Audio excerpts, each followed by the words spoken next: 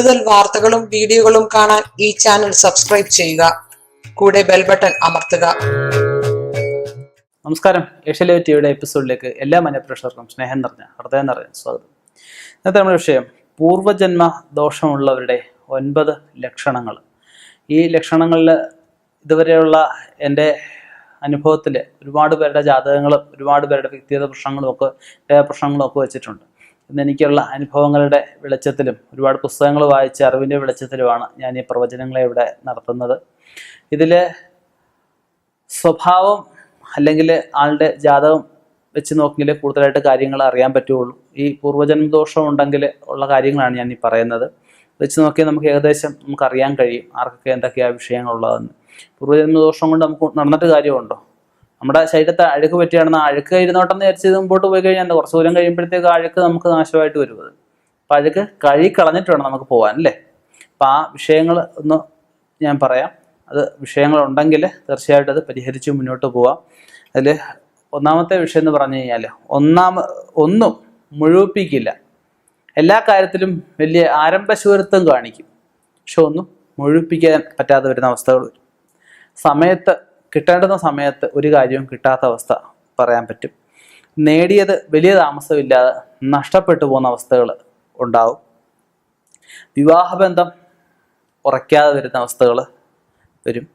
തൊഴിലിലായാലും ഉറച്ചു നിൽക്കത്തില്ല.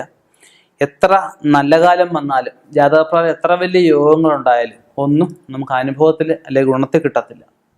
അത് ഒരു ലക്ഷണമാണ്.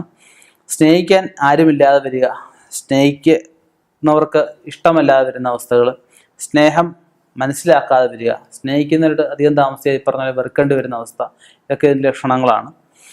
പിന്നെ ചതിവിൽ വഞ്ചനയിൽ അടിക്കടി പോയി പെടുന്ന അവസ്ഥകൾ ഒക്കെ പൂർവ്വജന്മദോഷം വരുന്നതാണ്.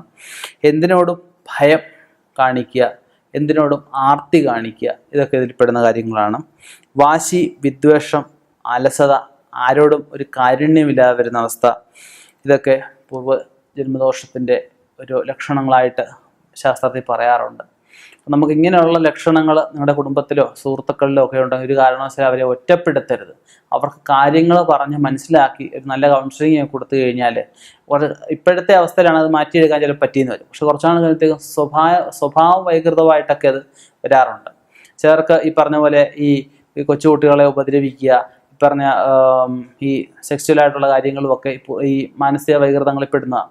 ഇതൊക്കെ ഈ പൂർവ്വജന്മദോഷം കൊണ്ട് വന്നു തരാൻ പറ്റുന്ന കാര്യങ്ങളാണ്. അപ്പം അതൊക്കെ നമുക്ക് നല്ലൊരു കൗൺസിലിങ്ങിലൂടെ പിന്നെ ഈ ജാതകം പരിശോധിച്ച് ഏത് രീതിയിലാണ് ഈ ദോഷം വന്നേക്കുന്നതൊക്കെ മനസ്സിലാക്കി അതിന് വേണ്ടുന്ന പ്രതിവിധികളൊക്കെ ചെയ്താൽ ഈ സ്വഭാവ വികൃതമൊക്കെ നമുക്ക് മാറ്റിയെടുക്കാവുന്നുള്ളതേ ഉള്ളൂ.